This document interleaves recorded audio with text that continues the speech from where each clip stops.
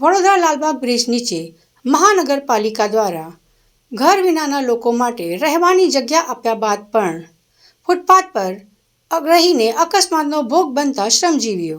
વડોદરા મહાનગરપાલિકા દ્વારા કરોડોના ખર્ચે અલગ અલગ જગ્યા પર ઘર વિનાના લોકોને રહેવાની જગ્યા બનાવવામાં આવી છે, જેમાં ફૂટપાથ પર રહેતા અને મજૂરી કરી જીવન ગુજારતા શ્રમજીવીઓને રહેવાની સુંદર અને વ્યવસ્થિત વ્યવસ્થા મળી રહે તેવા હેતુથી જે તે સમયે સરકારે આવા ઘરો બનાવ્યા હતા, જેમાં રાત દિવસ રહી શકે અને કોઈ અકસ્માત કે કોઈ ઘટનાનો ભોગ ન બને તેમનું જીવન જીવવાની વ્યવસ્થા થઈ રહે.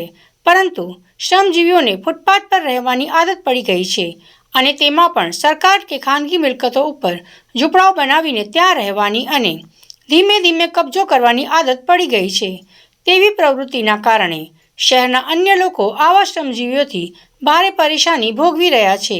હાલમાં જ શહેરના લાલબાગ બ્રિજ પાસે અવધૂત ફાટક નજીક ફૂટપાથ પર ઊંઘતા શ્રમજીવીઓ અંધારામાં દેખાયા ન હતા, તેના કારણે કાર ચાલકે ગાડી ચડાવી દીધી હતી, જેમાં 3 બાળકોમાંથી 2 બાળકો મૃત્યુ પામ્યા હતા અને અન્યને ઈજા થઈ હતી.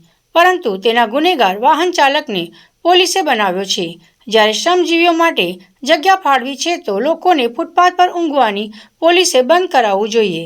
જ્યારે આ લોકો ફૂટપાથ પર અંધારામાં હતા ત્યારે ગાડી ચડી તો સામે પણ ફરિયાદ કરવી જોઈએ, જેથી ફૂટપાથ પર ગેરકાયદેસર ઊંઘી રહેલા, કબજો જમાવીને બેસેલા આશ્રમજીવીઓને યુસીડી પ્રોજેક્ટના બનાવેલા મકાનોમાં રહેવા જાય અને ત્યાં જ રહે. ના રહે તો રસ્તા પર જ્યાં ત્યાં ઝૂંપડાઓ બનાવીને ઊંઘતા, કબજો જમાવીને બેસેલા આ શ્રમજીવીઓ ઉપર પણ તંત્રએ કાર્યવાહી કરવી જોઈએ.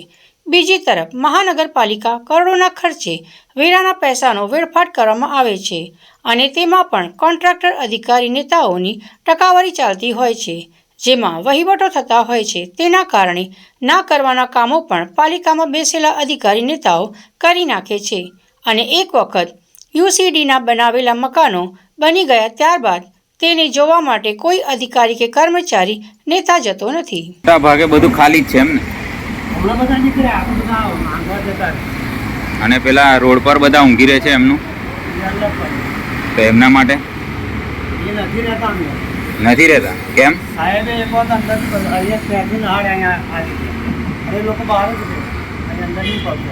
અંદર નથી ફાવતું એમ? અને પછી બહાર કોઈક આવી દુર્ઘટના બને તો આપણે શું કરીએ? ઠીક છે, સરકાર એમના માટે કેટલી રાહત કરે છે, બરાબર? એટલી સરકાર પણ એ લોકો નથી રહેવા માંગતા એમ ને? હા, કેમ કે આ લોકોએ આપ શું કરો છો અહીંયા? સફાઈ કામ કરું. શું નામ છે આપનું? મારું પરસોત્તમ.